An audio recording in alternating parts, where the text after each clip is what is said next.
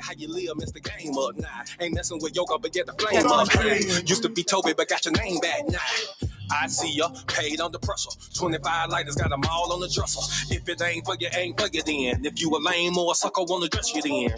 Grown up now, bump the childish ways. Got a wife and a bunch of kids to raise. Punch a clock side hustle or a business you endure to ensure that all the bills is paid. Slow clap for your homeboy. Could've turned out like your homeboy. Been on the same block, cooking up the same rock on the cell block lot with your homeboy. But no, you had vision, you had gold. Brand new you on the old time road. Take care of home where you bust your low. Black men don't teach screaming Bondi ho. Real men talk, real king ways. Still in captivity, but minds ain't slave. Got a little wisdom, boy, you PD grade. Giving out the knowledge on the stoop these days. One time for the men doing kind thing. Dead fresh to the T, living super clean. 3 times for my foe that it came up. 4 times cause the man can't control up. 1 time for the men doing kind thing. Dead fresh to the T, living super clean. 3 times for my foe that it came up. 4 times cause the man can't control up. 1 time for the folk that it moved up. Even if you had a slow start screwed up. Used to gang bang, now homie brewed up. Had a little plan, I had them blew up. Look at you like a man right now. Dressed to the T, smelling like a grand right now. And you ain't got nothing from a handout now. Just faith and hard work gets it planned out now. You could've took a bunch of dusty roads. The hand dealt with a bunch of cards to fold. To stay hot while the world is freezing cold. The same plot, but the story's never old. Slow clap for your kinfolk. Could've been asking what your info. Prosecutor could be trying to do you. Shalom and shalom, sisters and cousins. But no, you had purpose. Thank y'all for joining me on this lovely evening. Please like, share, subscribe while the intro music is playing. Copy the link, tell your friends, close the live chat. You'll see the thumbs up. Go ahead and hit the thumbs up for me. Angelina, shalom and shalom, sis. Thank you for joining me. 1 time for the men doing kind things. Dead fresh to the T, living super clean. 3 times for my foe that came up. 4 times cause the man can't control up. Yeah, real man. Sheesh. Yeah. Doing kind things. Living super clean. Daddy came up. 1 time for my king doing king things. Mom these hoes cause he know he got a good thing. I submit and I cook and I clean and I never hold back on that pop. I'ma let it rain. Made me honest, I got a ring. All praises to the most high, let it sing. A real man able, sister never came. And I ain't going nowhere, this is not a game. Look at you, girl, you're lonely right now. Settling for bums instead of men the most high. He provide and protect so he get our respect. And he leading us aboard when them chariots fly. I don't really think you hear me though. You can't cross this bridge on some billy goats. Let them save you in the end like a Seminole. Be help me, shout to let the silly go. 1 time for the men doing kind things. Dead fresh to the T, living super clean. 3 times for my foe that it came up. 4 times cause the man can't control up. Shalom and shalom, sisters and cousins, and praise the Lord saints. It's your favorite housewife, Miss Mono. Oh. Let me get my applause up there. Try that again. Hello, everyone. How are you? Shabbat shalom if you are on the West Coast and the sun is still upon you. Thank y'all so much for being here with me. First and foremost, as always, all praises to the Most High. Without him, none of this would be possible. None of us would be here. Jay, shalom and shalom, sis. How are you? I hope y'all are feeling good on this evening. I pray that everything is going well with you guys, that you're at peace, that your life is going good, that your families are healthy. I pray you have plenty of food and water and heat because it has been cold. It's been cold. So I just pray all the good things for y'all. And that God keep all of us in our right minds. Amen. Okay. So a few different things I want to talk about today, right? Because there's a lot of stuff going on just this week in general. So not gonna lie, I'm not gonna lie. I don't think I really have like a main topic for today. Just a few things we're gonna talk about, and then we're gonna flow and see what happens. Okay. But the first thing I did want to send RIP to DJ Twitch. I don't know how many of y'all were familiar with him. Like, honestly, I didn't even know who this person was because I don't watch Ellen. Or So You Think You Can Dance. But anyway, he was a pretty well-known dancer. He was Ellen's DJ. And the story now is that it was a self-inflicted gunshot wound. So rest in peace to him. Prayers to his family. He did have a wife and children, so prayers to them. Um, and as happens in this day and time, there's all these different theories. And of course, like, information about the family's finances is coming to light. And it looks like the financial situation may have been the root of um his issues. Apparently, he made some bad investments. I'm not sure all this stuff is coming out now, but prayers up to that family, because either way, that's hard to deal with. I can't imagine. All right. So, all right. In my scrollings on the TikTok today, and y'all, please feel free to chime in on these topics. The chat is open. Give me a like, give me a share, give me a subscribe. Turn on your notifications so you know when we go live here at the House of Mono. Speaking of the House of Mono, shout out to my lovely husband over here, Monologue McGad. This is his latest album that's been released. Just Hold On. Go ahead and download that on your Apple Music, your Pandora, Spotify, every streaming platform. This album is available. You definitely want to let that play from beginning to end. Not just saying that because I love him. It's some good music. Y'all check out Just Hold On. All right, so in my scrollings of the TikTok, I discovered something very disturbing today, and I hope that this gets around.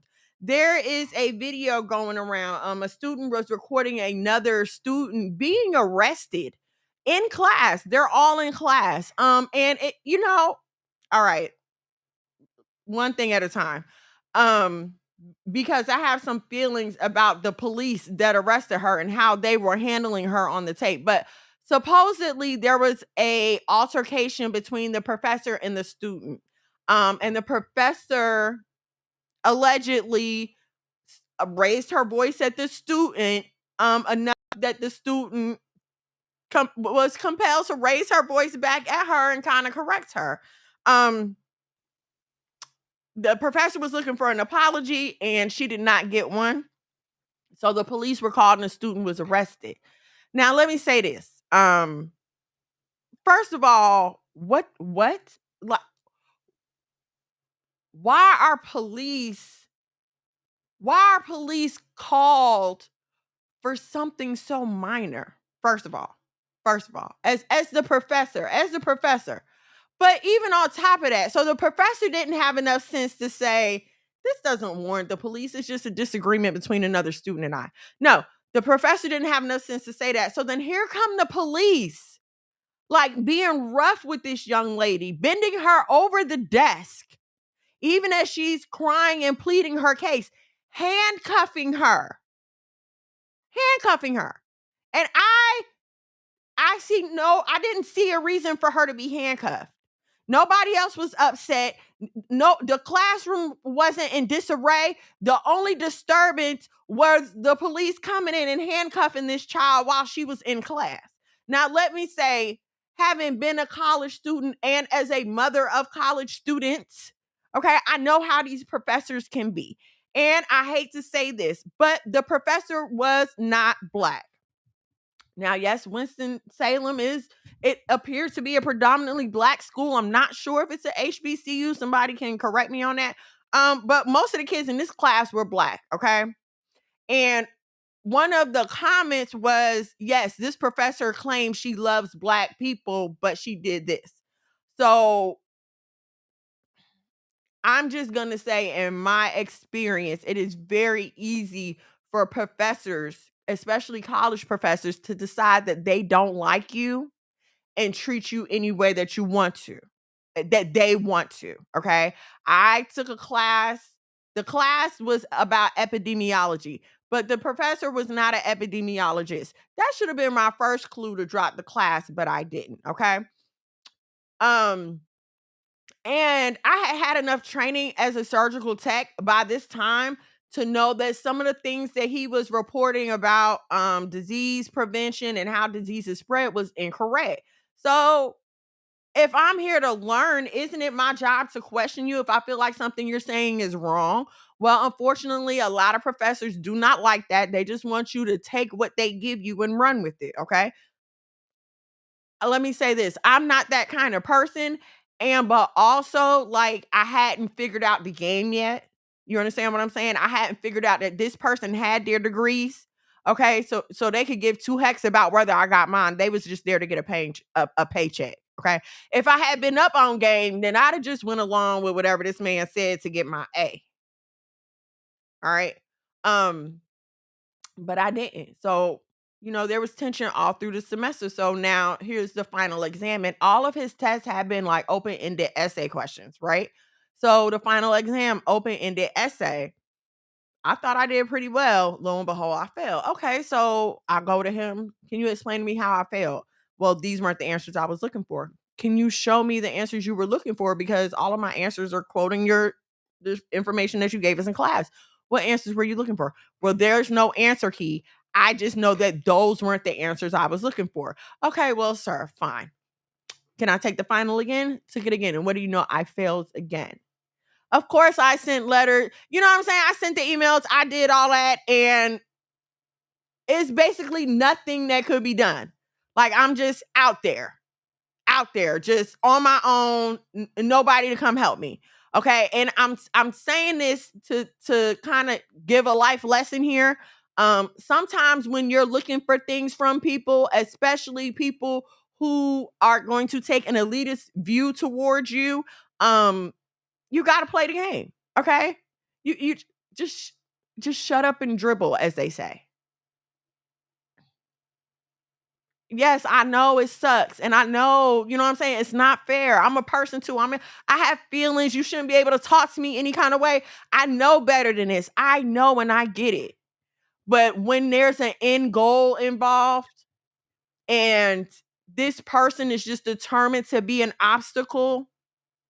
Now, I'm not saying to compromise on your morals, your ethics. I'm not saying any of that. But listen here, sir, if you want people to believe that cholera started in the freaking Nile River, that's what you want me to write down. That's what I'm going to write it down to get out this class. That's what I'm saying. But back to the student.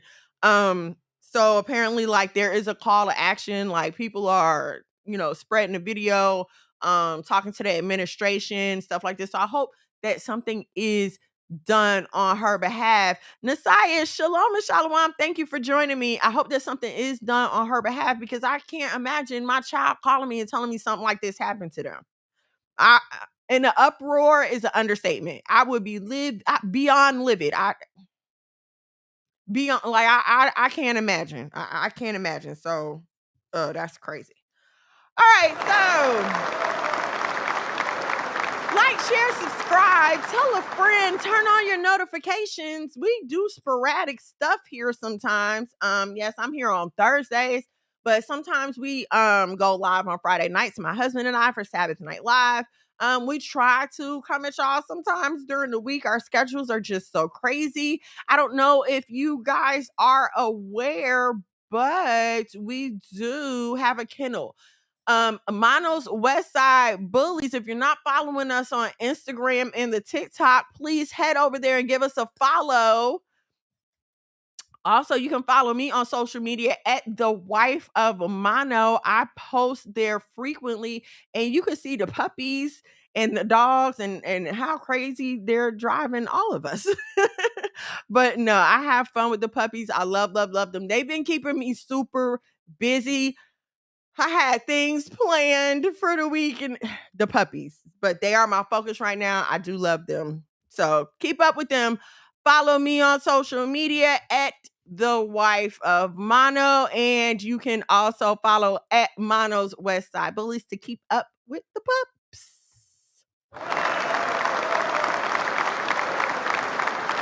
All right. We're going to take a turn here for our next topic. This is going to be our wickedness of the week segment. And if you haven't heard of this segment before. It's just to the utmost of this week, okay? So, um, there's a ex-Marine named Chris Beck. And 10 years ago, he was all over CNN because he had decided to live his truth and to transition from a man to a woman. So of course, like they do, he's a hero. He's this, he's that. Look at him. He's so brave. He's so courageous. He was a Marine. Like, they made a big deal about him. Okay. 10 years ago. Fast forward to 3 days ago when this article came out. And he's singing a totally different tune now. Okay. He's in fact deep transitioning. Okay. So he's stopped all the hormones. And anything that he was doing to give him a more feminine appearance, he stopped all that and is actually trying to do some corrective things to restore his masculine appearance. But the problem now is that he says that nobody is listening to him. Now he wants to make people aware of the dangers of got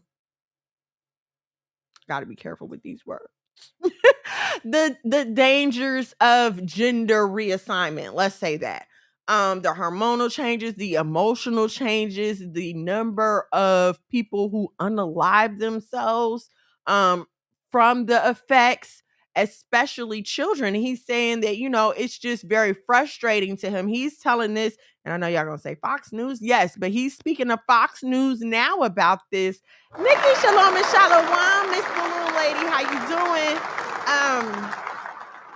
He's talking to Fox News, and it's so funny, right? Because he's talking to Fox News about him detransitioning and trying to change back.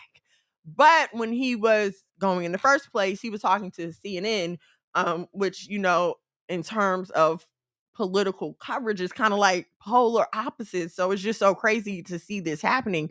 But he's saying, specifically for children should not be allowed to go through this. Like their parents should not be sending them through this until they are adults.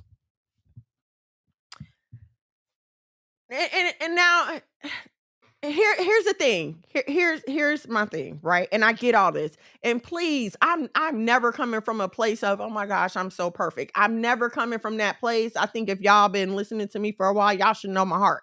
It's never like that, okay? But here's the problem with people being uplifted and praised and applauded for doing the wrong thing, right? Now this man has come to his senses, okay? But 10 years ago, in the time that he was doing all this media coverage and being, upheld and lauded as this hero and told that he was brave, how many children were led astray? How many children ended their own lives prematurely because of the very dangers of the things that, yes, he's trying to warn us about them now, but back then you were prescribing them. And I'm just saying this as something for all of us to think about, because while we can sit back and look and say, woo, I'm sure glad God brought me through that. What about the people that was following in your footsteps when God was bringing you through the thing? This is what we got to remember. Somebody is always watching. And I mean, this man was put on CNN. So he knew people was watching. He knew he was being used as a pawn to propagate this lifestyle. But what lifestyle are you being used to propagate? You might not be on CNN, but somebody watching you, ma'am, sis, cousin. Which reminds me of something I posted this week. Wives, do you consider your husbands when you are posting on social media? You might be like, what does one thing have to do with the other? Somebody's watching you. Somebody's watching. I saw some woman, and I couldn't believe it. I was taken aback because I would never, right? But she posted, the post was about not liking her husband's body type and wanting this other body type. Just posted it on Facebook. Did you consider, did you think, I mean, if it was me, Mr. Mono might have been sleeping on the couch if it was me. Like, you don't do that. You got to consider this. These are the things that you need to think about. People are watching you. Who's following your example? So not on, you've, and again, I'm not attacking the person, but we need to talk about the behavior, right? Because a lot of times we're on the verge of making decisions, not considering who all these decisions are going to affect. You feel like, oh, well, it's just me. I'm just going to be creeping. Ain't nobody else going to know. But you never know who your decisions are affecting. You never know who's watching. The very people that you're doing the dirt with. Okay, you can be setting them back. You just never know. So, that's something for all of us to be more mindful of. Tonya, shalom, sis. That's something for all of us to be more mindful of. But in particular, with this, there is a movement of people now wanting to detransition and come out of the alphabet community. But their voices are being silenced. Why? Because that's not the agenda that they want pushed right now. They don't want to let people know of the long-term effects. They don't want to let people know that one day you're going to wake up and you're going to want to produce biological children and you're not going to be able to. You're going to wake up one day and your conscience is going to be pierced. And now you're going to want to go back. He said that it's so after an hour interview, he was able to get the VA to pay for his drugs. They're taking children, 8, 9, 10-year-old kids. My 7-year-old told me the other day he wanted to pretend to be one of the dogs. He said he was going to pretend to be the dogs so he could play with them. Like he was interested in how the dogs play. He was going to be a dog so he could play with the dogs. And I started explaining to him that no matter what you do, you'll never be a dog. You can walk on your hands and your feet. That's fine. You can sleep in a cage. That's fine. But you'll never have fur. You'll never look like a dog. Your ears will never be long and floppy. You'll never grow a tail. No matter how much you want to tell yourself, no matter how much you feel like it, no matter how much you want to be, you can never be a dog.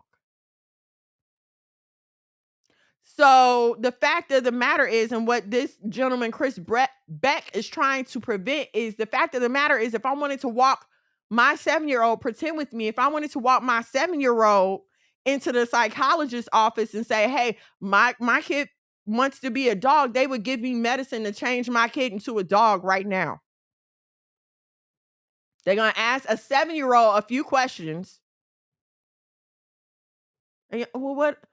Well, the 7 is young, 12 is young, 13 is young. I've done things when I'm 18 and I've regretted it. But at least it was the age of majority, where by all accounts I should have had you know what I'm saying? At least I was there. But these people not even giving these kids a chance. They can't get a chance to experience what it's like to be a woman to know if they like it or not. But let's leave that alone. That was the wickedness of the week. That's where that's at. Okay, y'all, this next one. Whoo, child. Okay, I'm gonna have to take my time with it because I'm taking my time. Like, share, subscribe, turn on your notifications. Thank y'all so much for kicking it with me this evening. All right, y'all. So I don't know if y'all been following this whole Derek and Danae Jackson saga. And let me say this. I feel like I say it all the time, but I want to say it again. Listen, I'm mentioning people because they are committing the behavior. My goal is never to attack anyone personally. I'm just here talking about the behavior and what we can extract from this, okay? All right, so Derek and Danae Jackson. I don't know how many of you have witnessed this lady basically being humiliated all over Beyonce's internet. I'm gonna just say it. She's been humiliated multiple times. Okay. Um, I mean, she's I don't know how else to say it, and I don't want to interject too much of my personal opinion on it. And honestly, like as a woman, I feel a little angry for her because y'all ain't gotta admit it. I know y'all ain't never been there. Y'all ain't never been stupid for a man. Ain't no man ever had y'all turned out. Y'all ain't never just been boohoo crazy in love. I know this never happened to any of y'all.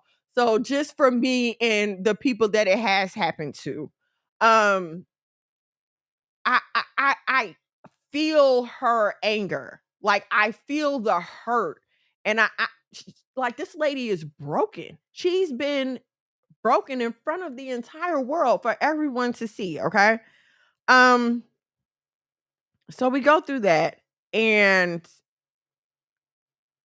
between the time of the video where they were together and a few days ago, she has repeatedly gone on live and I'm gonna say in biblical language because I can't say I recall her like quoting a particular scripture, but the language she used was biblical.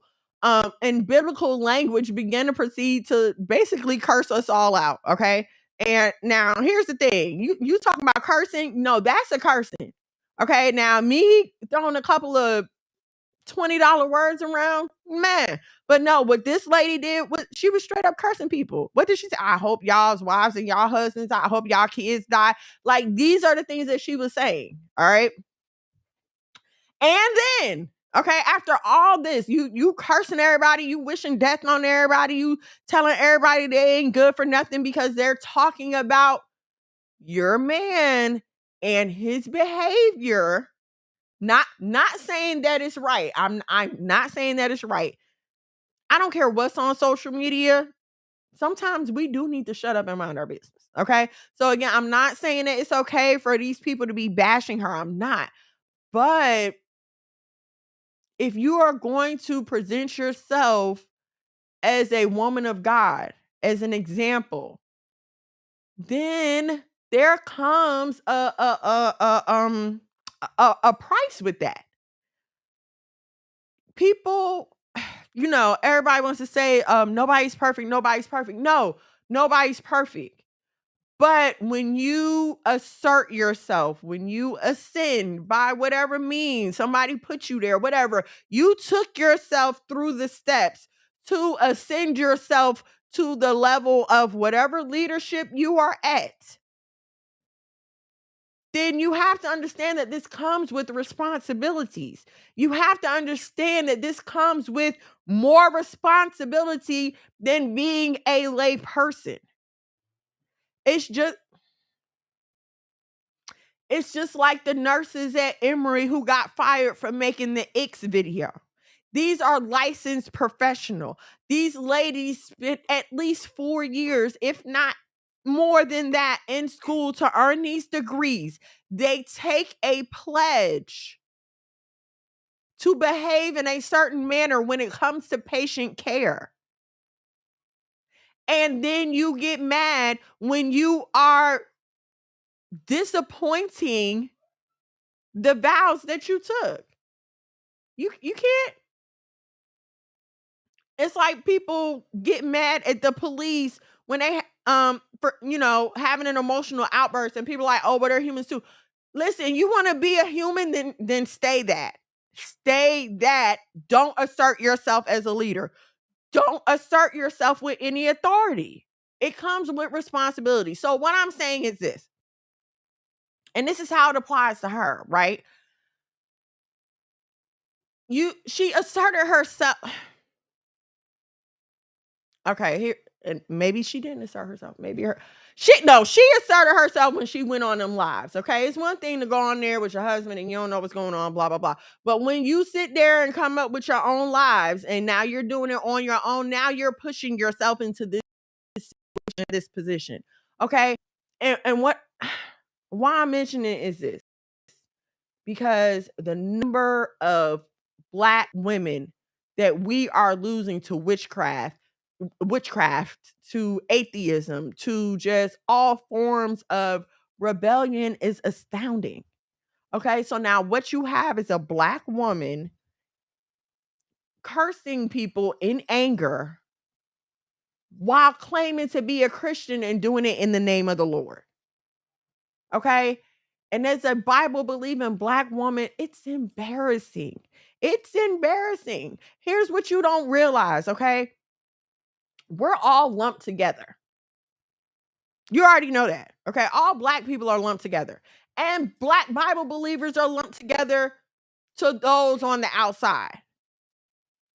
They don't, they're not into specifics, but if you claim to believe in the Bible, then they attribute you to a certain school of thought, right? And to those who tend to be more scientific minded, they'll call us crazy. Oh, they believe in things that don't exist, da da da da da. So now, how do you think this looks to those kind of people, especially in this day and time? You know what I'm saying? Where we're trying to win souls, where it's like, the end of the countdown here. And then you have this kind of stuff going on. Me personally, it's embarrassing. It's embarrassing, and it makes us look powerless, and it makes us look impotent. You know, listen, I'm glad that social media wasn't around for my heyday. I'm not gonna lie to y'all, like, I'm so glad. But the fact is that it's here now. Okay. So not only as the people who are putting it out there, like us who are making content, we have a certain responsibility, but I feel like the people who are consuming the content have a responsibility as well. And it's sad because we've seen other women in this position, right? In a broken relationship, exposed, feeling bad. And I want to say that our views have usually been more sympathetic. However, I will say that her reaction being so defensive, you know, I could see why things turned out the way they turned out as far as people's response to her. I'm not talking about the situation where her husband, that something totally different. I just hate that she was even hurt like that. Like, for real, I hate that she was hurt like that, to be exposed like that, and then to have a girl mocking her on social media. I can't imagine what she's going through, and I really am praying for her. Because it's a mess. Like, I can't imagine she's really getting too much help anywhere dealing with all of that. But I just wanted to bring that out. So again, we could be aware of how we're behaving, the examples we're setting, who's watching us. You are on a good day, can go around and, quote scripture left and right, and you laying hands and you healing people, but you have a bad day and you come in there the next day and you setting the place on fire. You know what I'm saying? Like, we have to be we have to be a little more emotionally stable, a lot more emotionally stable than that. Because people are watching you as a Black woman, it's whoever you proclaim to be in your everyday life. People are watching you as an example of that. Okay, so just wanted to bring that up. Like, share, subscribe. If you're not on YouTube, come on over to the YouTube at Monologue Magad, MONOLOGMAGAD. Turn on your notifications. Tell a friend. Help me get in the algorithm. Y'all know I'm shadow banned and they want me to pay for promotion. I know what it is. They want me to pay because they know I'm trying to get attention.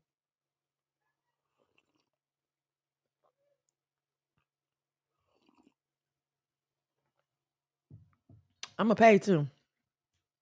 I'm going to pay. Speaking of paying, if y'all want to help me pay for some of this promotion, your good sis would really appreciate it. $1 or $2 in the Cash App would be lovely. Over here. Y'all know where I'm trying to point. Over there at the wife of Mono, if you feel so led. All right. Our the next. Okay, this one. And I listen, y'all. I wanted to do the screen share so I could show this to y'all, but I'm still working on it. Please forgive me. These pups have had my life crazy. All right, so there's a video going around of a girl on a date. She's on a date. And they're nearing the end of the date. And at the end of the date, she calls the waiter over and she orders like 2 or 3 more plates of food. No, 2 more plates of food, too.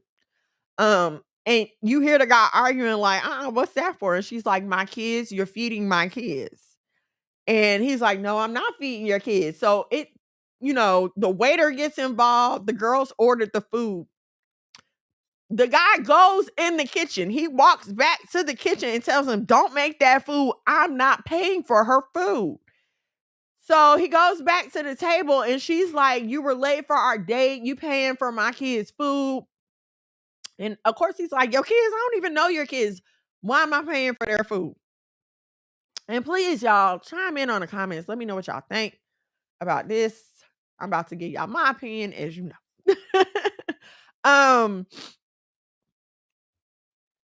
So, it's of course it turns into a big old thing. And the people in the restaurant were kind of telling him that he was wrong for not paying for the kids' food.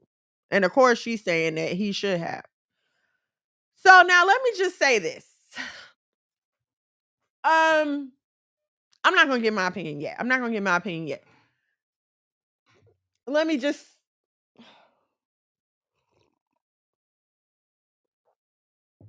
the fact of the matter is that man is not responsible for feeding those kids just because he went out on a date with their mother. That's the fact. Here come my husband. She lost her damn mind. Yeah, the fact of the matter is he's not responsible for feeding those children. I don't care if it's the first date, the 20th date, those are not his children. He's not responsible for feeding them, point blank, period.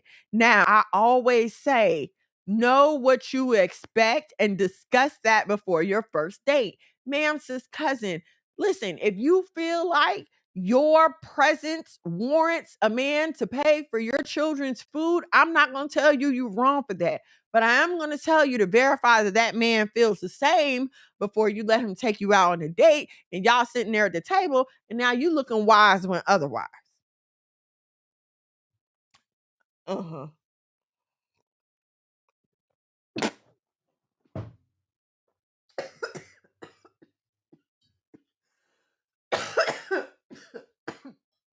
Excuse me.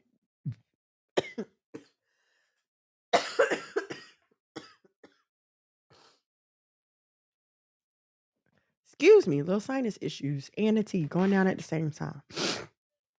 All right, she bugging out. She is, and here's the thing.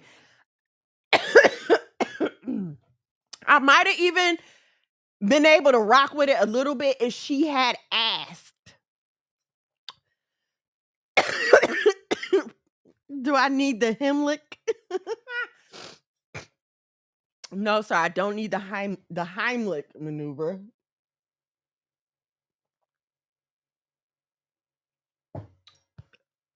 I'm good, thanks. So yeah, she is bugging out. And again, it would be different if she had asked. She didn't even ask. She called the waiter over and just ordered the food.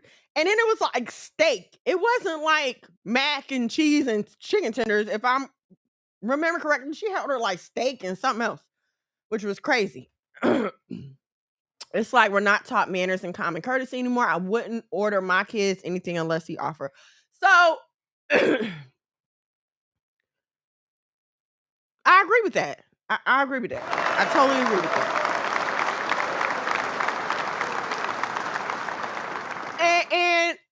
And let me say this. Even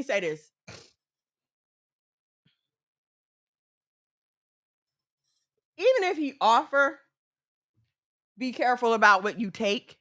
You know what I mean? Um, but in general, yeah, if you offer, take it. Uh, so back in my past life, because in this life, I have only ever been married to my husband. Um, but back in my past life of a single mother, I um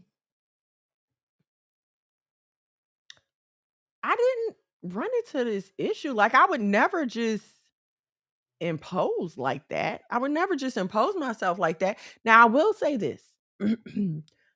um when it comes to paying for a babysitter, however, that was something I didn't require that. I'm not gonna say I required that. Okay. But when started dating guys that just offered to pay for the babysitter, I would not date a man who did not offer to pay for the babysitter. Let me say that. Okay. And I've said this to y'all before. You don't move backwards when you're dating. You only move forward. Okay. Um, so it was never a requirement. And no, it is a requirement for you to pay for the date with me. Um, but again, there's a way that you figure all this out before you go. You know what I mean? If that man is concerned about your children, he's gonna ask. He gonna, oh, where the kids gonna be? You good on the babysitter? Do I need to order them something? And this is why I say women with children don't even date a man without kids. Unless he's just thoughtful like that or like super involved with like his nieces or nephews, it's not going to be a natural thought of his. And you can't get mad at somebody for that. You understand what I'm saying? Like, if this is what you want and this is what you expect, and he's not offering that, okay, and you just feel that important about it, then that's a conversation y'all need to have on the phone before you even before you finalize the plans for the date. Yeah, like, hey, yeah, we're going out to eat now. I was wondering if you mind also grabbing food for my kids so I don't have to worry about cooking anything. Cause I'm sure that would have got a better response than what she did. Oh, I can't wait to kick it with you. Oh, this sounds like it's gonna be fun. Look, I don't really feel like cooking for my kids. Would you mind? And now it's up to you. If he say no, then it's up to you to decide if you want to deal with him or not, knowing how he feels about that issue. But what you don't do is embarrass yourself and embarrass him like that. Because now it's all over social media. You know what I'm saying? That you don't know how to act. She was rude as hell. And then she just said, you paying for my kids' food. Nope, you're paying for my kids' food. Excuse me? And that's the thing that makes it so freaking crazy. You're going to insist that this man who is not these kids' father pay for their food after he took you out. Before the world of baby daddies and baby mamas, a boy and a girl liked each other and they went on a date. And the boy paid for the girl to eat and have a good time in the end. Okay, but now you got baby mamas and baby daddies out here trying to date, and now kids are involved. And I get that it gets tricky, but ma'am, sis, cousin, you know the kind of environment you're in. You know the kind of men that you're dealing with. And if you don't, shame on you. Shame on you. But you should. You should know the kind of man that you're dealing with. It's some sort of entitlement, in my opinion. Yes. Yeah, it is. Yeah. To think that, oh, you're gonna do it. Like I said, it would have been different if she would have asked him. But she just ordered the food. And then when he was like, hold on, she's like, that's for my kids. Yes, you are.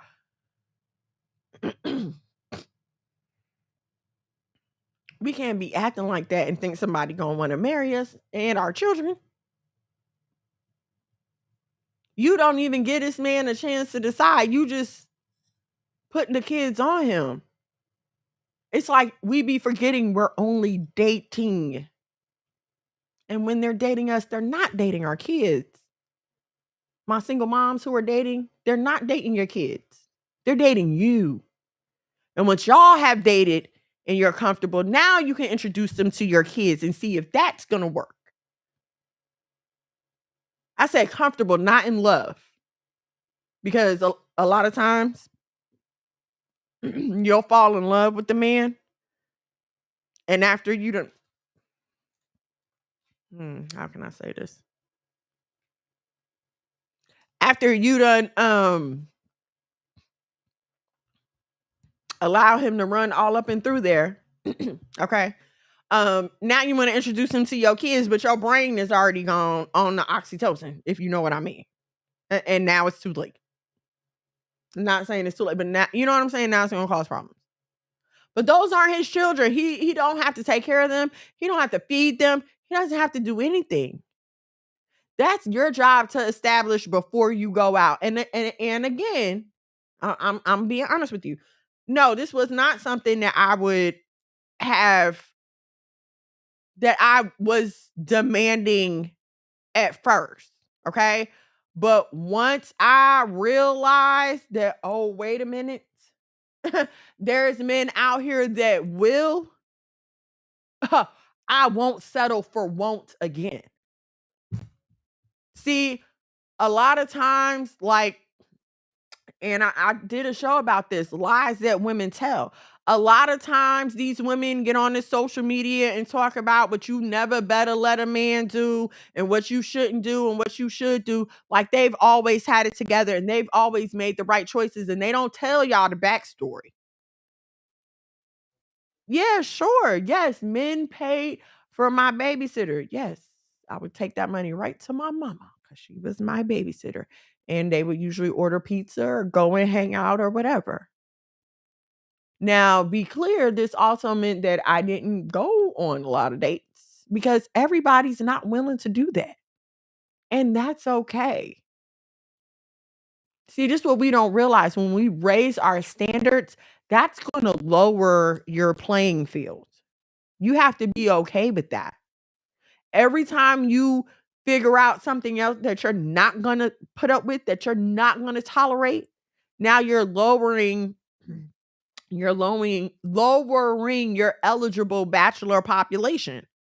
Because certain people just aren't going to do it. I think I said it last week. If he tells you that you want too much, what he means to say is you want too much for him. He's not interested in providing that for you.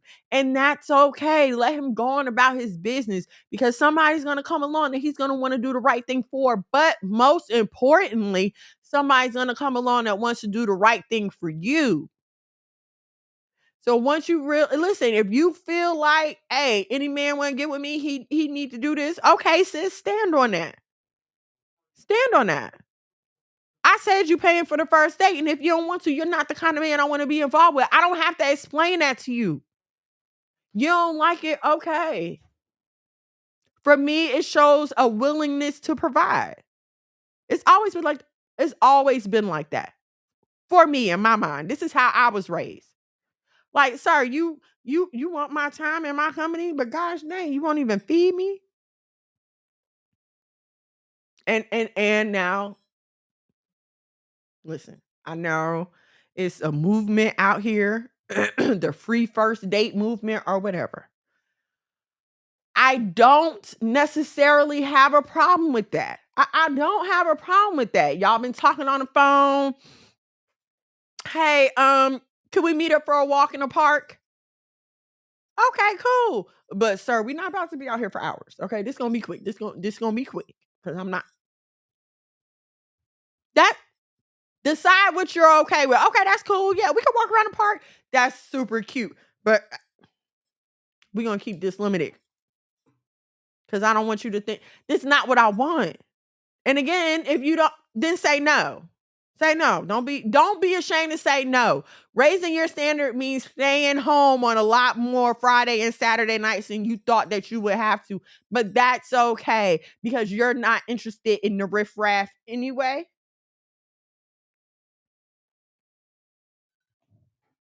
But you can't be being a riffraff now. You can't be out here acting like that.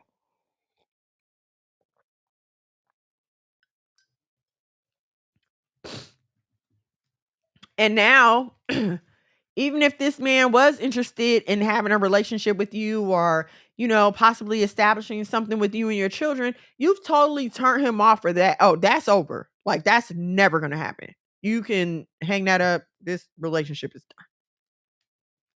Okay, so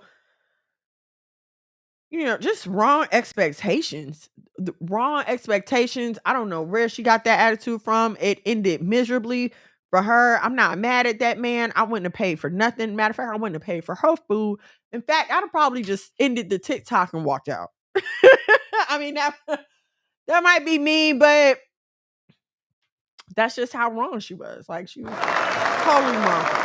Totally wrong. Okay. All right. Oh, let's get into this. I was talking to one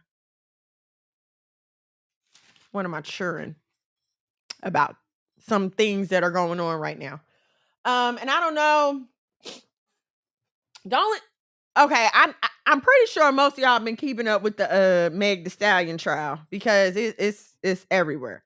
And the only reason I'm mentioning this second situation is because it was on freaking Channel 2, like the local ABC News. So I'm gonna mention it. It was on the news here in Atlanta. I don't know. They probably didn't talk about it where you were because it's not big where you are. But Gunna, YSL, and Thugger, and that whole situation. We're gonna talk about that too. Okay.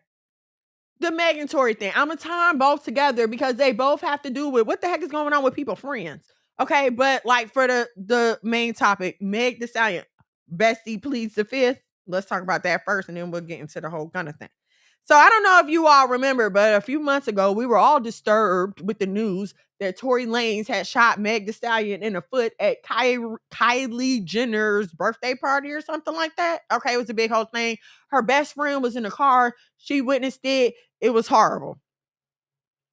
Now Tory Lanez was arrested. I mean, it was a big thing for him, right? Okay, so now here we are here. And I think this happened last September because when I was reading the stuff, they kept talking about September. So I think this was last September. Now, okay, back in September, they took statements from everybody, as they usually do. They took statements from everybody. Meg, Tory, the best friend. They swabbed for gun residue. The only reason I know they do that is because I watch TV. So I've seen them do this. Okay, so they swab for gun residue. Tory Lanez and Meg's best friend tested positive for the gun residue. Meg's best friend went on the record talking about how Tory had threatened to shoot her and some other things that occurred that night. I don't remember exactly. But basically, giving us the story that we had heard in the first place on the record back when it initially happened. Okay. Fast forward to now, today in trial, she's pleading the fifth. She doesn't want to testify because she doesn't want to incriminate herself. Okay. Now, this is her best friend. This is her best friend. All right.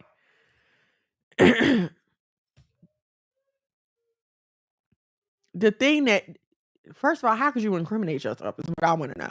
But this is her best friend. Saw her get shot. Called the police. Gave them a statement and everything. And now all of a sudden you don't remember anything.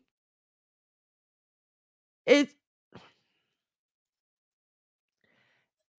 and of course there are three sides to every story, and I'm not personally there involved. I'm only reading second and third hand accounts and pieces of information.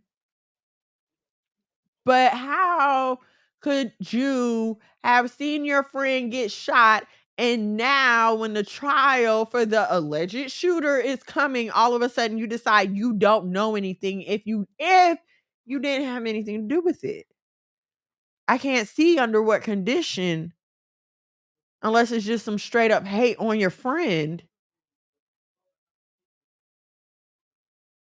I can't see under what condition that I'm gonna sit there and let somebody get away with shooting my best friend.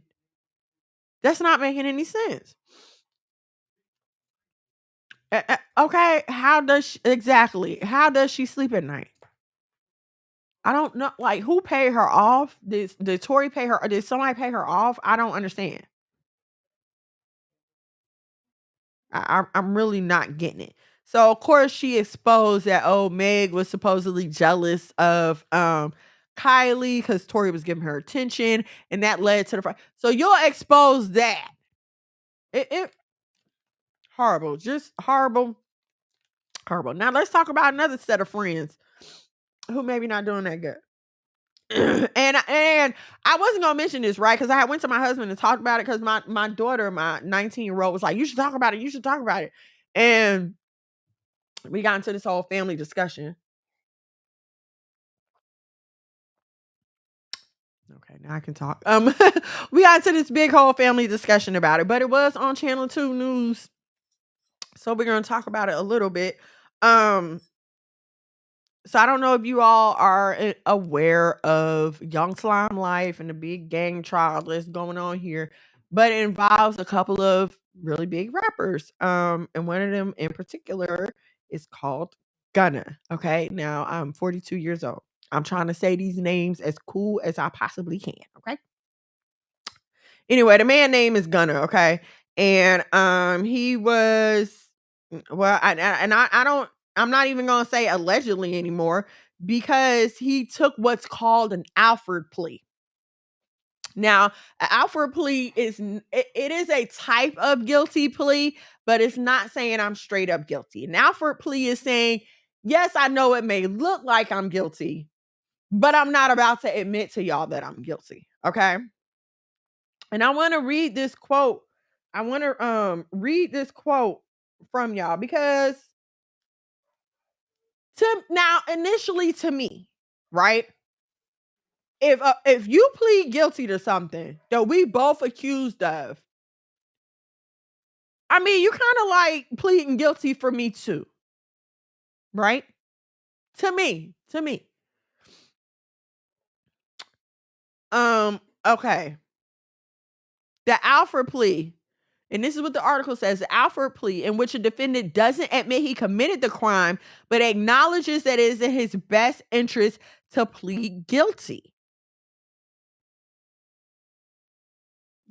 I don't understand when it would ever be in your best interest to plead guilty.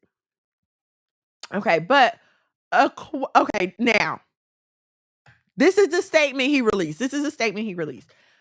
Quote, while I have agreed to always be truthful, I want to make it perfectly clear that I have not made any statements, have not been interviewed, have not cooperated, have not agreed to testify or to be a witness for or against any party in the case, and have absolutely no intention of being involved in a trial process in any way, end quote. Now, this is his statement after he enters his Alford plea.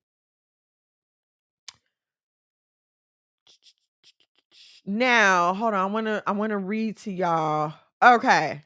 Now,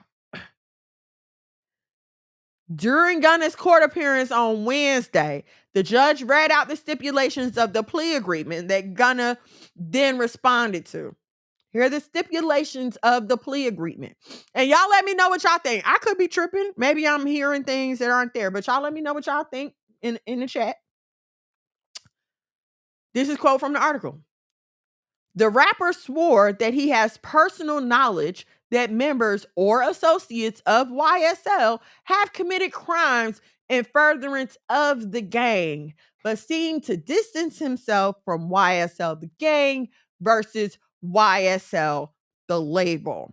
It's a quote from Gunna. I recognize, accept, and deeply regret that my talent in music indirectly furthered YSL the gang to the detriment of my community. YSL as a gang must end. Gunna also attested in the plea deal that he was in the car with Young Thug when officers pulled him over and found hydrocodone, methamphetamine, and a firearm inside. According to the plea agreement, Gunn claimed the gun and the drugs weren't his. It's unclear if anyone else was at the car. It was in the car at the time. Now, I understand what y'all saying. Like, well, I ain't gonna admit to it. Okay, so if you don't admit to it, then where does that leave everybody else? And here's what I'm saying. Okay, I'm not interested in rappers and their their comings and going. That's not the point of this. The point of this is to get us to open our eyes and think about the people that we're around, what they're doing, and what we're doing with them. And I know most of y'all, probably aren't in the gang. I don't know. But it that's like on the deeper spectrum. You don't have to be doing things, worthy of a RICO indictment. You can definitely, however, be carrying on some kind of shady dealings in your own everyday life. Okay. Um, some rebellion, some witchcraft, some hoeing that be going around. You can definitely be carrying on with those kind of things. And think you got a partner in crime, think you got a friend with you.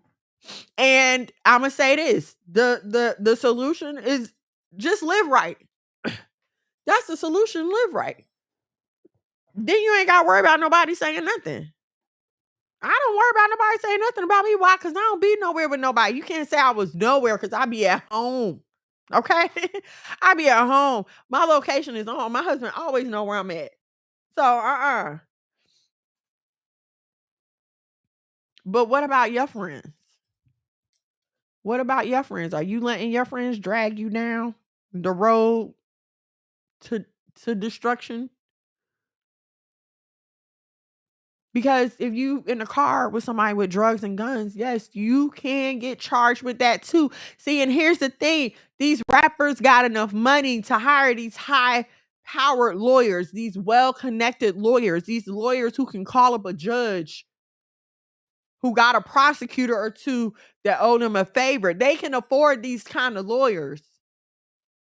Me and you cannot. So now if we get caught up in some kind of situation, are you resting on the laurels of a public defender who may or may not feel like doing their job that day? Like, what kind of situation are you putting yourself in? These are the things you need to think about before you act. These are the things you need to think about before you date. Listen, Tory shot Meg. I'm sure that was not the first time there was any signs of violence in their relationship. A man just don't pop up and shoot you. No, there was signs that led to that. Even if it was not a physical violence, there had been signs of anger that led up to that. There had been red flags that led up to that. I've had a gun pull on me by a man. I knew he was capable of doing it before he did it. I wasn't really surprised. You understand what I'm saying? The smart thing to do would be to leave at the first red flag. But we, for some reason, like to endure, I don't know why, endure bull for some odd reason. She knew this girl wasn't a good friend before this happened. This ain't the first time this girl done show her how she really feel about her. And I've said this to y'all before. At the first sign of jealousy, you need to know when to let a person go. That comes for the females in your life too. And I know it's hard. I know we want friends. I know. Especially somebody who's like socially awkward like I am. I get it, but everybody can't live up to the job. It ain't a task for everybody to be your friend or even for you to be everybody's friend. Stop getting so caught up in people pleasing that you just let people hang around and leech off of you. Because if they're not feeding you, if they're not supporting you, they're leeching off of you. Your time, your energy, your advice. They're just taking from you and taking from you and taking from you. And then one day when you're high and dry, they're just going to leave you there. How your friend watch you get shot and don't do nothing? Okay, fine. You may have not been physically able to act, physically able to defend me at the time, but then you're going to get up in court and say you don't remember nothing either? It's all fun and gangs. It's all fun and gangs when we going around who riding, picking up. You know what I'm saying? It's all fun and games then. But and here's the thing, this is not the first time we've seen this kind of stuff happen. It's not. And see, here's like people been rumoring for years that T.I. is a snitch. For years. This has been the rumor. And here's what I don't understand. Y'all act like anybody, any of these rappers is ever gonna come out and be like, yes, I totally snitched. Do y'all see what happened to Sammy the Bull Gravano? Look up the story of John Gotti, or you could just look up Sammy the Bull Gravano and see what happened to him after he snitched. Do you see how many witnesses end up unalived? I get it. I get it. And let me have a moment of truth with y'all. I already told my husband before, don't have the police coming up in here. I'm too pretty and too scary to go to jail. I can't do it. I can't. I'll tell them everything. I will tell them everything. The only way I'm not telling nothing is if you were trying to save our family. If you were trying to feed our family or save our family. In that case, I got your back. They ain't taking us down. They ain't taking us. But behind some foolishness, I'm not going through that. I'm not going through that discomfort. I already know me. I know I'm not built like that, right?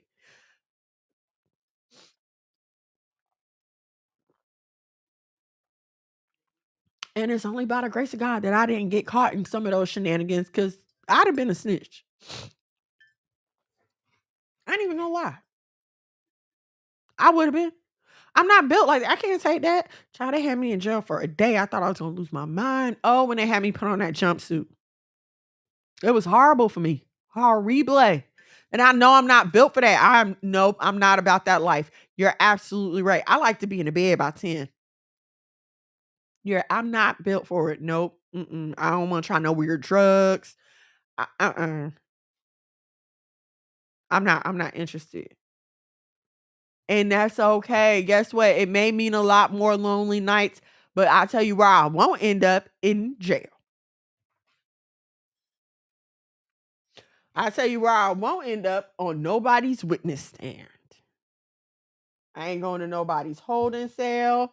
I'm not being in nobody's handcuffs. I don't even want to be in the back of a police car. I don't want the police asking me to get out the car.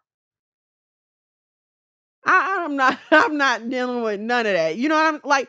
We have to know this about ourselves and we have to live accordingly. Listen, leave them wild, ratchet hoochie mamas alone.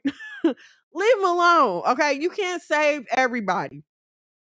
And I know we feel obligated to keep our old friends because we don't want people to feel like we changed or we don't want people to feel like, oh, you think you better than me. I don't think I'm better than you. I think I'm better than the behavior that you choose to display. So I have to separate myself from that behavior. Now, ma'am, sis, cousin, if you decide you want to separate yourself from that behavior as well, then by all means, let's ride out. Okay. But as long as you want to be involved in thuggery, I cannot. Okay. And here's the thing. You'll be the one to get caught because this thug is slick. This hood rat is slick. This little ratchet mama done been around the block a few times. She know how to get away and run and jump fences. You, pretty princess, do not. You don't know how to jump a fence. You don't know how to do all that. Scared of your own shadow. And then also, you have to be mature enough to look at the people around you and decide, okay, it's time to feed you now with a long handled spoon.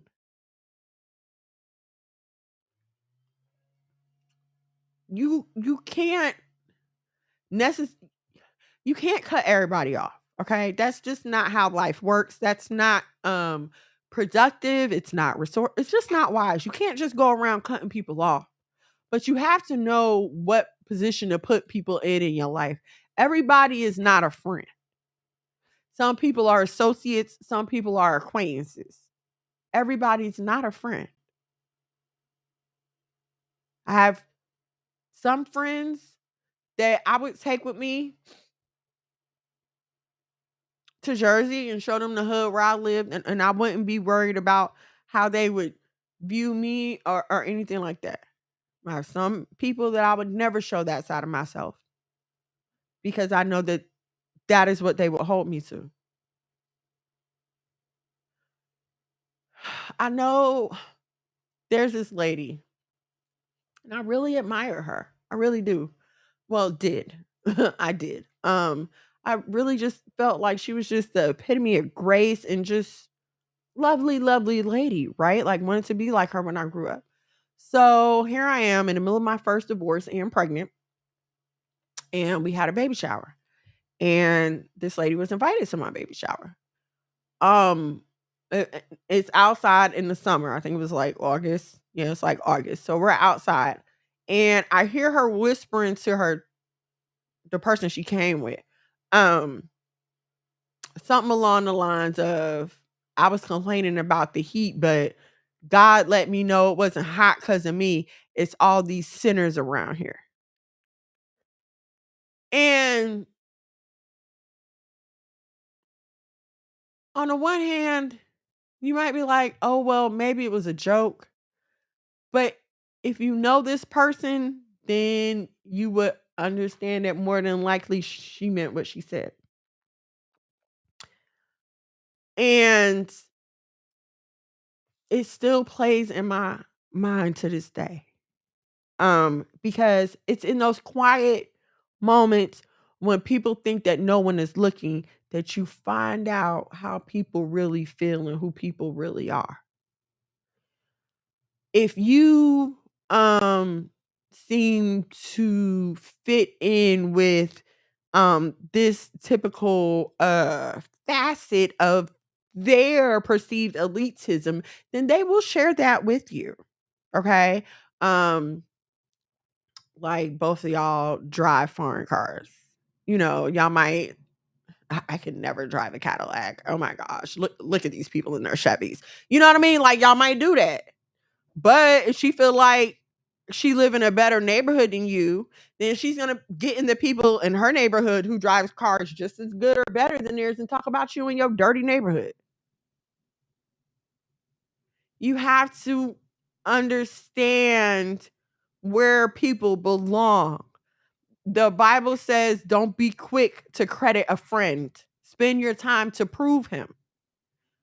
Let a person show you who they are, even how they act about other people. My mom told me a long time ago, a person that will talk to people, will talk to you about people, will talk to people about you. If they always gossiping and they always got something to tell you, why would you tell them any of your business? If she always sleeping with her friends, man, why would you be her friend anymore? First of all, and then secondly, why are you gonna bring her around your man? Stop feeling like when a person shows you who they are, that it does not apply to you, that they're gonna treat you so different and so special. You think they didn't tell the other person that they was their friend? See, this ain't the first Meg's best friend here. This ain't the first person she did dirty like this. You don't behave on a stage this big like this without some prior. Now, God forgive me if this girl's life is being threatened or something like that. Then forgive us all. Okay. But just looking from the surface and what we know now, without the knowledge of any threat to her life, without the knowledge of any reason warranting her turning her back on her best friend, this just looks like some straight up cold-hearted betrayal. It does. Should she have known better? I would like to. Nobody close to me has ever done something to me and I'm totally surprised by it. No. When that girl lied on you, you knew she had it in her. When she went and told your business, you knew she had it in her. She be telling you other people's business, talk about don't tell nobody. When that scammer when he cheated on you, you knew it. When he embarrassed you in front of your mama and them, you knew that was going to happen. He's done that before. He ain't doing it in front of your mama and them, but he's done it before. Listen, you have to understand that at the end of the day, nobody wants to face the consequences of their actions. Okay? Nobody does. Let's be real. Like if I could rob a bank right now and get away with it, you dang right I'd be robbing banks. Stick 'em up, kid, all over the place.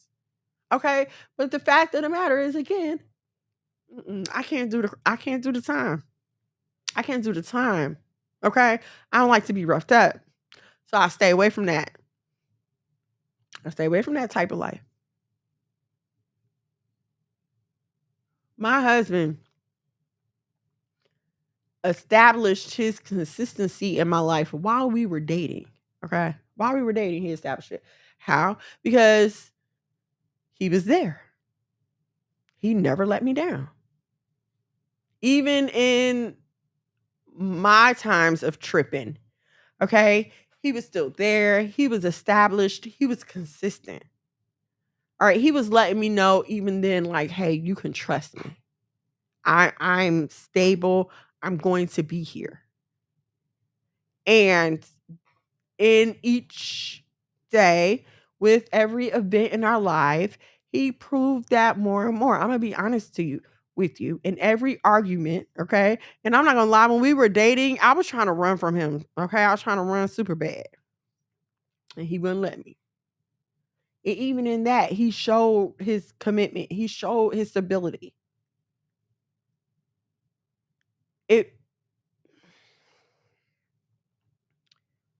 If throughout your whole friendship, your friend keep taking shots at you, your friend keep embarrassing you, every time you turn around, she's saying something sideways.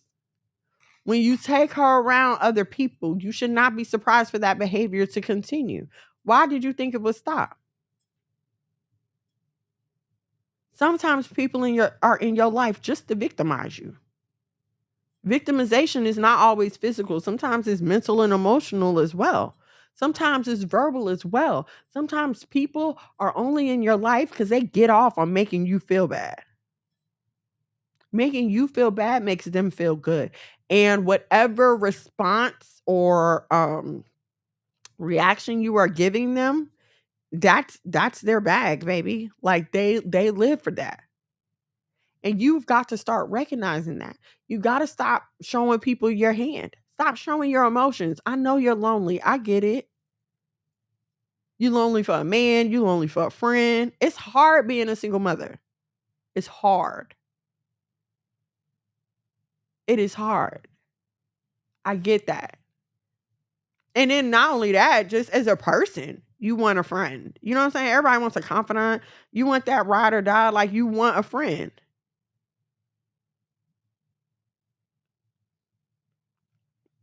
Everything ain't for everybody. I mean, you know what I mean? That's just one of the things that we have to learn to accept, that everything and everybody ain't for us. Everybody can't roll with us. Megan, oh girl, might have been cool when they was in high school, when she was, doing talent shows and auditioning and trying to get on. But do you know what success and jealousy can do to a friendship, to a person?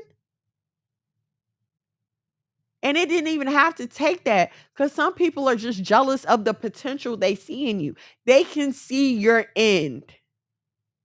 They see the gifts within you. Okay, you might feel like, and I'm gonna be honest with y'all, even in the worst points of my life, the worst points of my life, I've had I've had to deal with jealousy. And I'm like, are y'all freaking kidding me? I'm broke, struggling, don't know which way is up. What could you possibly be jealous of? People can see your end. They can see where you're going to end up. They can see the potential, the success that's within you. They see the light within you. They know God has his hands on you, as much as you might want to be in denial. So of course they're going to hate you. Even more if they, refuse to understand, because all they know is you have something inexplicable that they don't. And no matter what they do, no matter how hard they try, they can't get that. I was watching, I think it was The Simpsons.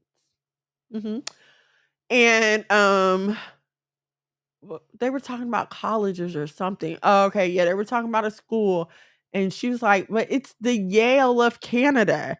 And Lisa said, "If something is a something of something, then it's nothing." So it's like, if you can't be the pure, unadulterated blue magic, then you're nothing. I don't want you. Call it something else, because this is not it. And here's the thing, like, you have to understand that once you're ready to go on that next step, like once you're proceeding on your journey, that puts a spark in you that everybody does not have. Look at where you are right now. Some people are cool there. Some people are never going to leave. I lived in apartment buildings. I guarantee you, if I go back there, there are still the same people living there in those same apartment buildings, and they're fine with that. You make people uncomfortable when you start to grow. You do. Facts. And I feel like we don't want to see it in our so-called friends because we love them and don't see them as competent. You know what it is? I'm going to be honest with you. You don't think enough of yourself to think that you're worthy of someone feeling jealous of you. You don't think that you are worth competing with, because again, we can't see us. We can't see us like other people can see us. Well, let me just speak for me, because I know that's what it was for me, because I didn't think I was anything special for anybody to feel like they had to compete with, or for anybody to feel like they had to be jealous of. But, God forgive me, at the age that I'm in now, I know I can walk in and light up a room. I know that I can walk in and be the finest woman in the room. Like, hands down, minimal effort. And I'm not saying that on no conceited, narcissistic type stuff. No, I just know who and what I am now. I know when it's time for me to open my mouth. When I feel like the Lord has given me something to say to someone. I know that, and I don't treat that lightly. And I have to understand, people aren't gonna always want to hear what I have to say. And it's gonna kind of look like they don't like me. But it's not me. They don't like what I have to say. And that's okay. You know what I mean? We have to, like, I need some of y'all that's younger to kind of get into it. I don't want you to have to wait until you're 30 and 40, because I did and I hated it. Like, I wish I would have been more confident in myself at like 12 and 13 and 14, and really just like nerded out on the stuff that I wanted to do. I really wish that I would have. I wasted so much time trying to make myself fit into what a black girl should be, or what I thought people wanted me to be. Man, and I hate that. The fact of the matter is, I'm cool sitting up in the house all day reading books. I had a scientific curious mind back then, but I was so busy worried about what was going on the outside, on the outside, on the outside. I didn't take any time to nourish what was on the inside. Okay, and come to find out what's on the outside is not going to sustain you at all. What's on the outside is going to have you wavering like the outside. Focusing on the outside will have you out here risking your life for a surgery, risking your life to look like everybody else. This is what I don't understand. Y'all get these BBLs and now everybody looks the same. And okay, let me not even. No, y'all, all y'all do look the same. Some of y'all just look a smidge better than others, but y'all do look the same. But why? We've again focused on the outside so much that we made women think that it's worth risking your life for a flat stomach and a big butt, a tiny waist. That's worth risking your life for the perfect set of boobs. And I put perfect in air quotes because have you ever breastfed a child? Do you know what happens to your body? Forget breastfeeding, just being pregnant alone.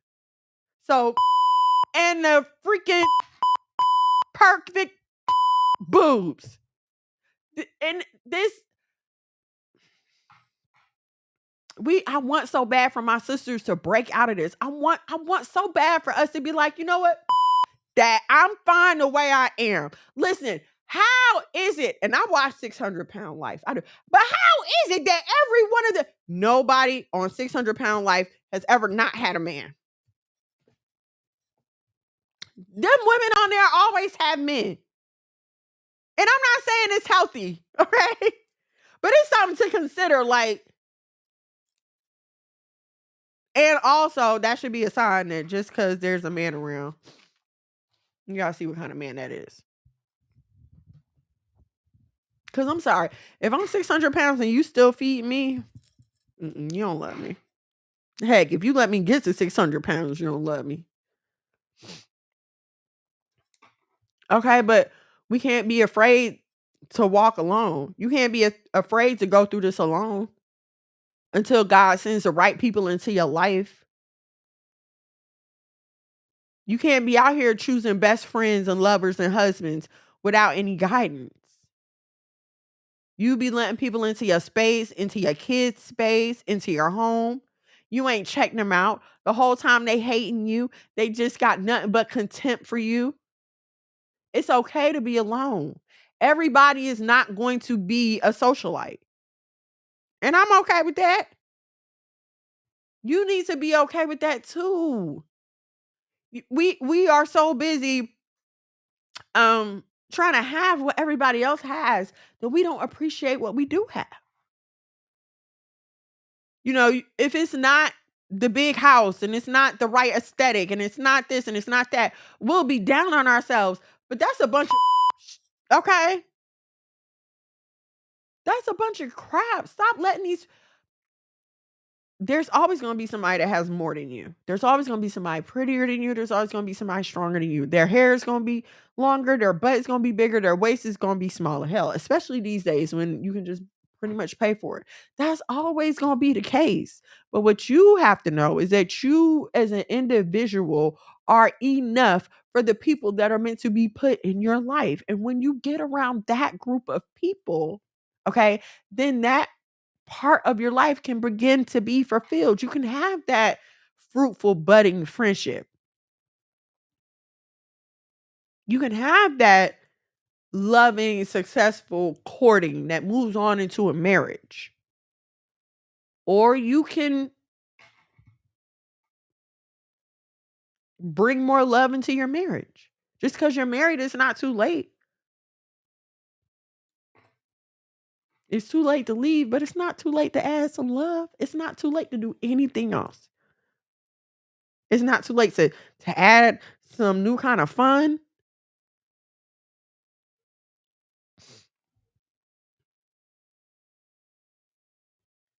I don't know if y'all been watching this website.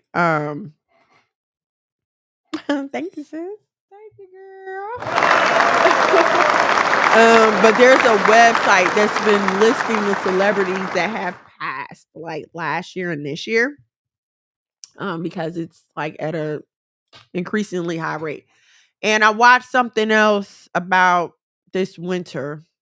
I forgot what it's called, but it's I think it was called like The Great Dying Away or something, but it's about how, a lot of people are just dying right now.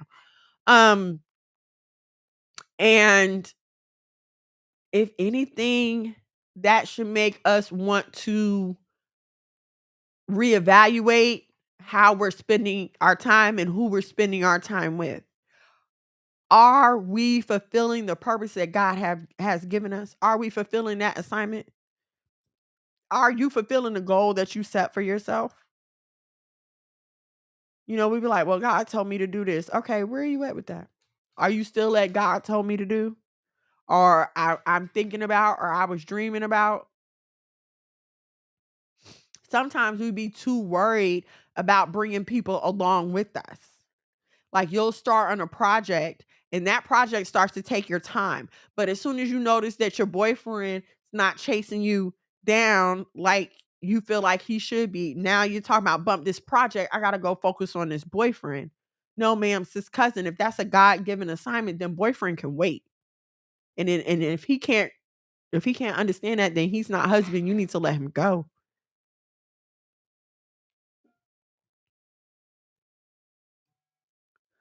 Your friends don't want to change up with you. They feel like they always got to be in a club. Then you got to let that go.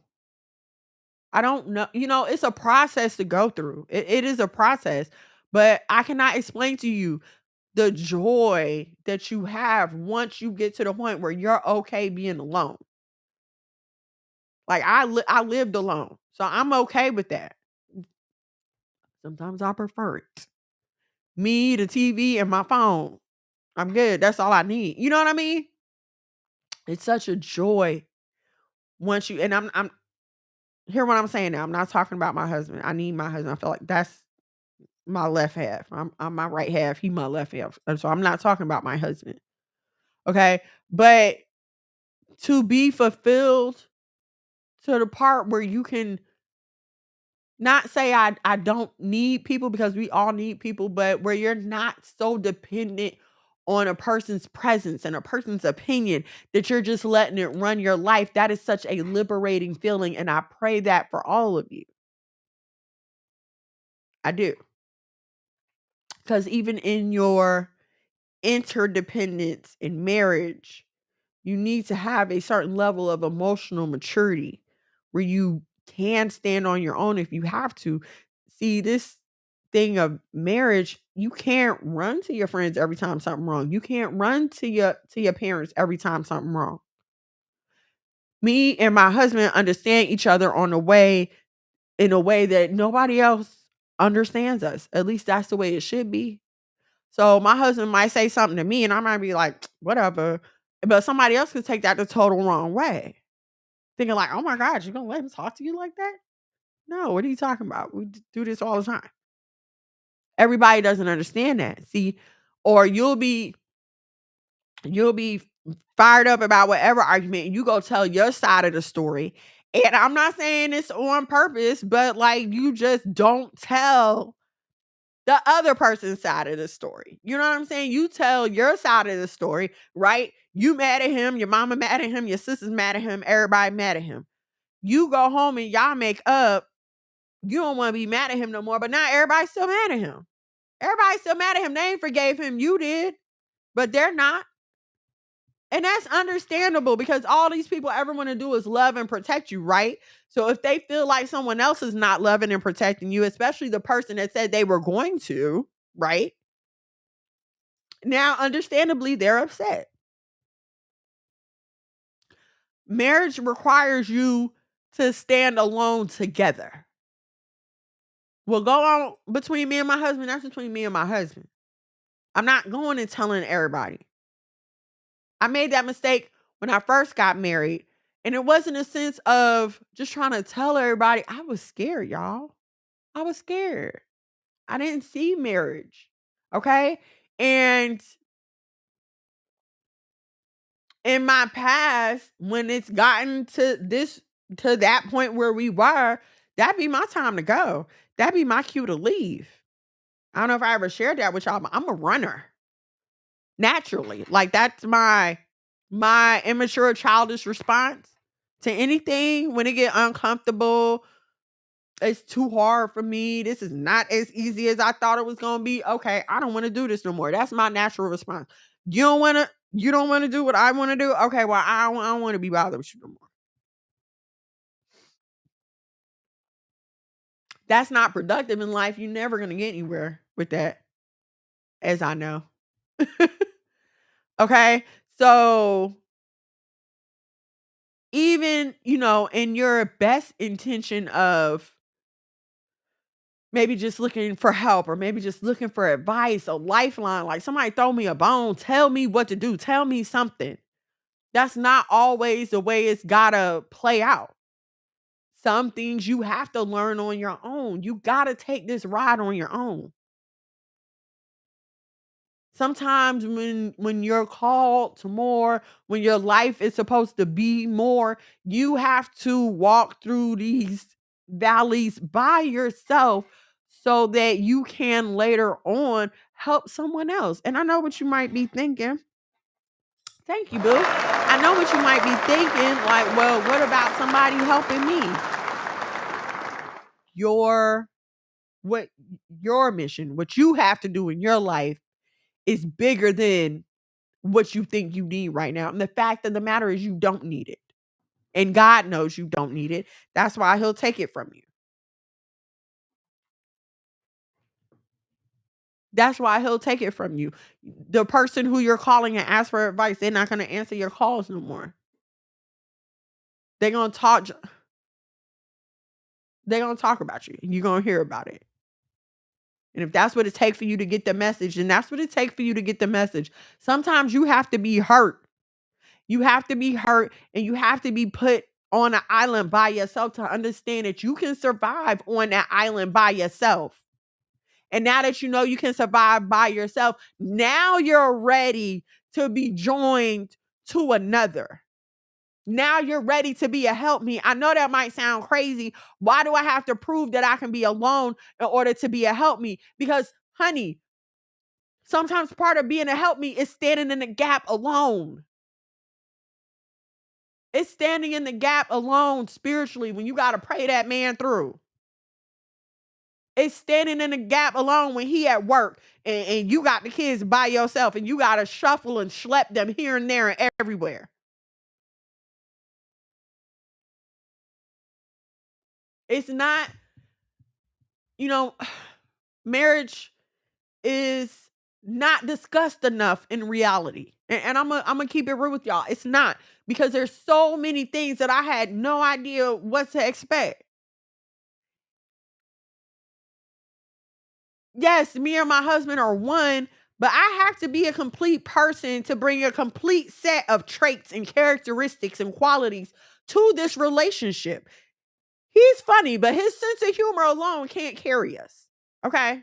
Don't get me wrong, he could tell a good joke, but I'm the comedian of the family. Allegedly. Okay? I have to have that to bring to the table. Listen, my husband is hustle man. Okay. You talk about nose to the grind. That is him. The hardest working man I know. Okay. But my husband came down here and built our basement out. Built it out. Added rooms, a bedroom. We got a dark room. We got all kind of rooms down here now, right? Did all the building. Pretty much painted and all this good stuff. Guess who had to clean it up? Hold on, let's get to this. Let's get to this comment. One of life's lessons. Thank you. Straight cat. Sir, everybody knows I'm funny. Okay. And I carry this family in jokes. But anyway, he built it, right? He did all the building, but I had to come and clean it up. And see, the thing is, he could have built the most beautiful, most loveliest, most gorgeousest, tallest, sparkliest. He could have built the most exquisite building you ever laid your eyes on, right? But if it's dirty, who cares? If there's glass all over the floor, you got building supplies all over the place, who cares how pretty it is if it's dirty? Your gifts, your talents, whatever they are needed in a partnership, just like your partner's gifts and talents.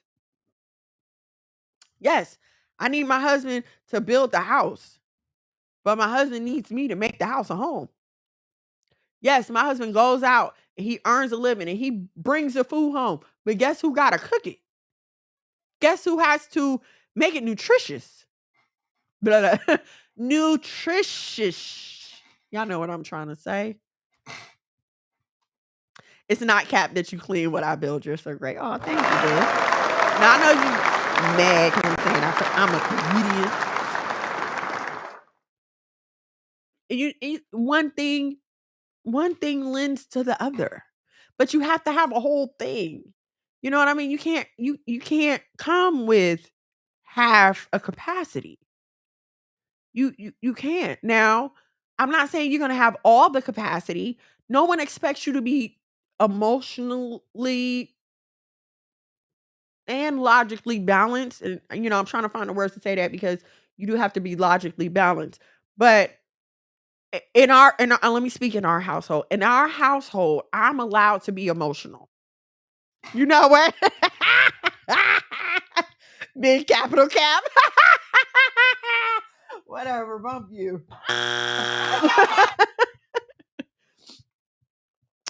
In, in my house, I'm allowed to be the emotional one. I'm allowed to have that. Like, we have a really big event coming up Saturday, and I'm so anxious about it. All right. It's just social anxiety. It's a large group of people. It's something that makes me anxious. So my husband's like, "What's wrong with you? What's wrong with you? What's wrong with you?" And I finally tell him. And I know it's hard for him to deal with it too. I'm not saying that just because he's a man and he's not emotionally driven, that he can just handle all of my emotions and he's just supposed to put it on his shoulders and that's okay. No, I get it. Like, some dealing with someone else's anxiety can be a lot, right? But I'm allowed to express that. And I let my husband deal with that the way that works for him. Like, when I express my anxiety to him, I don't expect him to drop everything and come and coddle me and hold my hand. No, no, no. When I express my anxiety, all I really need is for him to listen. Do we talk about it? Yes, we talk about it. If he has questions or he'll make a comment, or we talk about it. But the thing is, I'm allowed to be it. Now, I point this out because I have seen relationships where the woman can't be emotional because the man is being emotional enough for everybody. Okay, I've had women complain to me about I can't cry because my man always crying. I can't be stressed about what's going on in our life because he's stressed about what's going on. He not eating. He not sleeping. He walk around crying. And please don't with the men can't have emotions. Yes, men can have emotions, but sir, come on. Ma'am, sis, cousin,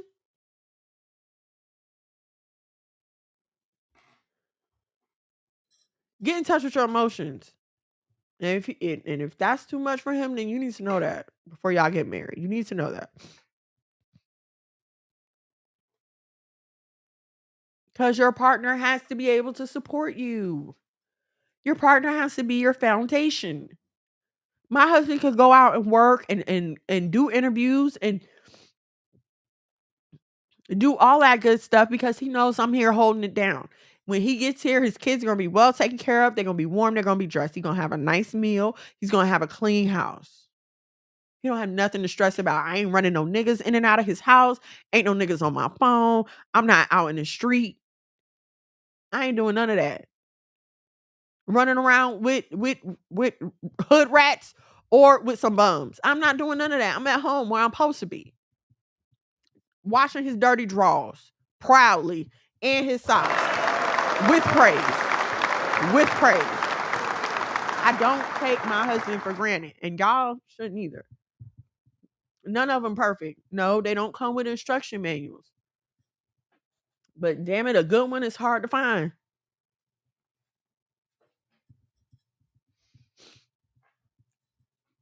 So, looking at these two different situations where it seems like they friends turned on them. Apparently, Thugger thought Gunna was people's a huge blessing. Shout out to all the good husbands, the ones that come home every night, keep the bills paid, keep the food in the house, keep their wives happy, spend time with the kids. Shout out to y'all. Y'all do not get enough recognition. Mine first and foremost. Man took the kids to the grocery store and let me get a nap, y'all. Woo! Praise the Lord for him.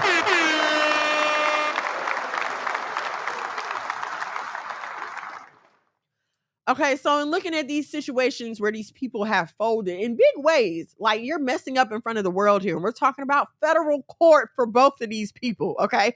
Federal court. We're not talking about the Oprah show. We're not talking about Maury and you found out I was sleeping with your baby daddy. No, we're talking about federal court. In the YSL case, we're talking about 10 years of racketeering, carjacking, murders, drug dealing. Okay, 10 years of shenanigans. Now, this man Gunna is home. He got sentenced to 5 years or something like that. No, like 2 years and 5 on probation. Whatever. Either way, he got with the credit for his time served, he was able to come home and now he's home on probation or whatever. But I read y'all the quote. In order for him to submit the Alford plea, he had to admit that he knew of these things that was going on in this organization. Did the definition change? I know these kids like to change the definitions of work. Maybe snitching don't mean what it used to.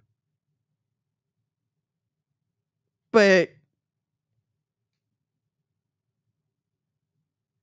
see, it's all good when we doing our dirt and when we get money, it's all good for 10 whole years. They was watching them for 10 whole years. So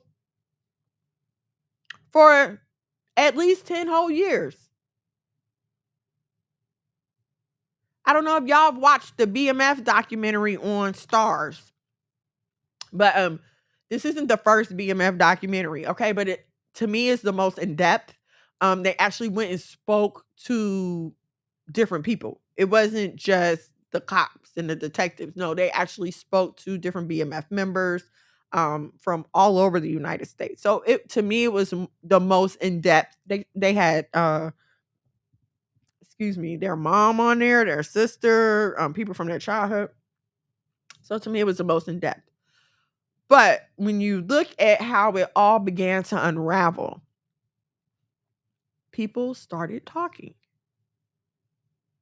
There was an incident, the police were called, the police found things, and now people are talking.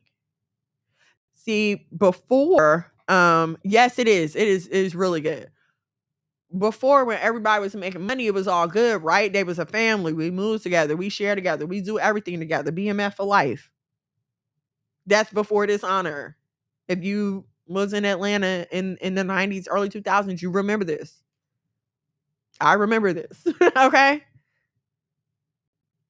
And now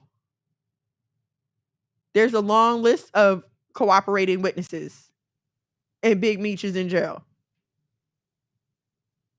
But it was all good until it's not all good. And this is unfortunately, when you live in that kind of life, you can never be sure. Okay, but we just talking about us regular square folk. Just because you giving sis a ride to work back and forth, that don't mean she your friend. That's not what that mean. Just because you and sis hang out, that don't mean y'all friends. Just because she call you when she bored and y'all, have a couple glasses of wine together, that does not mean that they are your friend. They are an associate. They're cool. Y'all kick it. That doesn't make them your friend. And trust me, please, like I tell y'all all the time, I don't tell y'all about stuff that I don't know personally. I've made that mistake before. Again, just out of, damn, why I don't have any friends? Is something wrong with me? Oh, shoot, I got to make a friend. And I had begun to put my trust in people that did not prove that, one, they were even interested in it, that they deserved it. Everybody does not care. Like, it took me a long time to realize this, okay? People are friendly because they're supposed to be friendly. That doesn't mean that they're your friend. All right. And call me slow or whatever. I've had trouble in the past differentiating that. Because I feel like if you smile in my face and it's always like, hey, how you doing? Then okay, I figure we're friends, right? No. And it's always at the worst time when you find out that somebody's not your friend, right? It's always after you've spilled your guts to them, after you've confessed something to them, after something traumatic happened and you confide it in them. It's always something like that, right? It's always you hearing it in a loop. Somebody coming back to you and telling you, well, so and so don't want to be bothered with you, or so and so said this and so said that. And then you go back and you think about it and you're like, oh, well, I guess I probably should have seen it.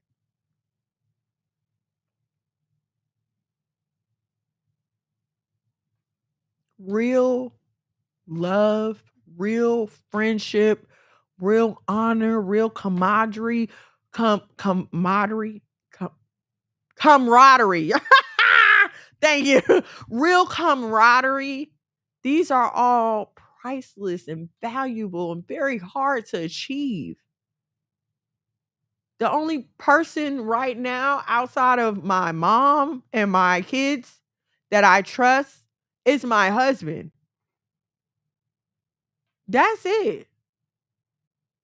Like, don't get me wrong. I have people that I love, people I pray for, people I respect, people I'll talk to. We can chop it up. We can kick it. You can text me. We'll have a good time, child. I'll eat with you. But for my protection, I have to remember where we stand. Same thing for you. You have to remember where you stand. Everybody shouldn't have access to everything. Everybody shouldn't have access to every part of your life. I don't even like bringing people to my house. And I'm saying that with full pout face. I don't like bringing people to my house. This is my sanctuary. This is my fortress. When I come here, I'm trying to use the right words. I intend to be naked, not physically, emotionally, spiritually, mentally. In my home, my intention is to bear myself as I am because this is my place of comfort. And if I can't do that with you, I don't want to bring you into my place of comfort. And I know a lot of people don't understand that. And a lot of people think, oh, well, that's doing too much.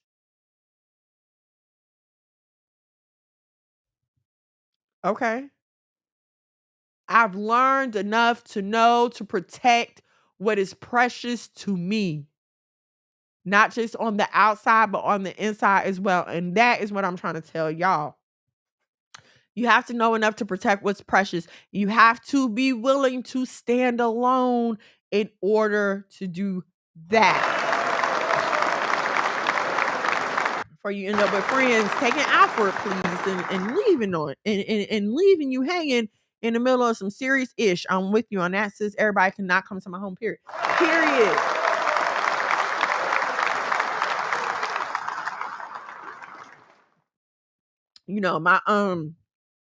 My uncles and them, they do it just off some safety stuff, but safety too, but most importantly, man, this is my space. You know what I'm saying? I'm not gonna have you in here interrupting my vibe if this ain't your flow, and that's cool. Just stay somewhere else. You know what I'm saying?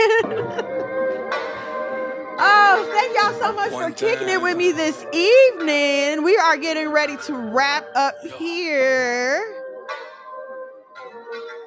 3 times. Ooh, we're going to stay abreast on all of these current events going on in the world. Have y'all been to the grocery store lately? 4 times. I haven't. But my husband has, and he's telling me the prices are ridiculous. So I'm definitely praying for y'all. Please stock up as much as you can. Hopefully, after these pagan holidays, the prices will go back down, or as we're moving closer to them. And what these sales are not sales. The percentages on Black Friday were disappointing. I don't know if y'all remember, like last year and years before, Black Friday was every Friday. I'm not seeing that this year. I'm not seeing the sales. I'm not seeing the 50 to 60 to 70% off. I'm not seeing any of that. I see ya paid under pressure. 25 lighters got them all on the look, I pray for y'all in California. I know it's crazy out there. You a lame or a sucker wanna dress you then. Grown up now, bump the childish ways. Got a wife and a bunch of kids to raise. Punch a clock side, hustle or a business you and that's for the stuff you can find in the store. A lot of stuff you can't even find anymore. Could have turned out like a homeboy. You know, but they told us this is going to happen, especially the winter and the horrible weather that we're having across the country. Listen, I cannot forget to shout out the head of my household, the love of my life, Monologue Mughead. Right there. New album coming out. I want to tell y'all the title because it's so fire, but I can't. Yes, I have a song on there if you want to check it out. Also, don't forget to check me out on Just Hold On. That's the girl on King Things. I rap a little bit. Go ahead to the YouTube at Monologue Magad, MONOLOGMAGAD. Like, share, subscribe, y'all. Please, I am trying to get us to monetize. I need about 300-400 more followers on YouTube. Help me.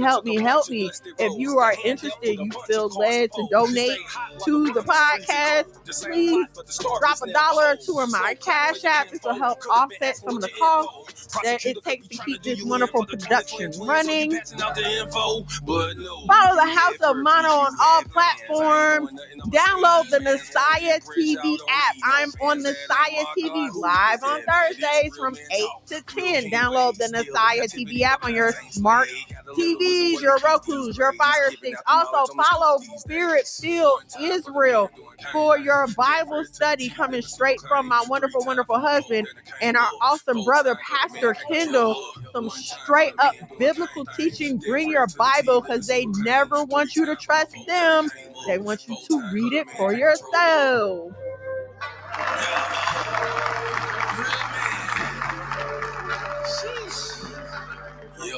I know I don't deal with men's issues here, but if you happen to have any questions, please don't hesitate to send me a DM. My wonderful, wonderful husband, you can DM us. Oh boy, Monologue in the building, homeboy.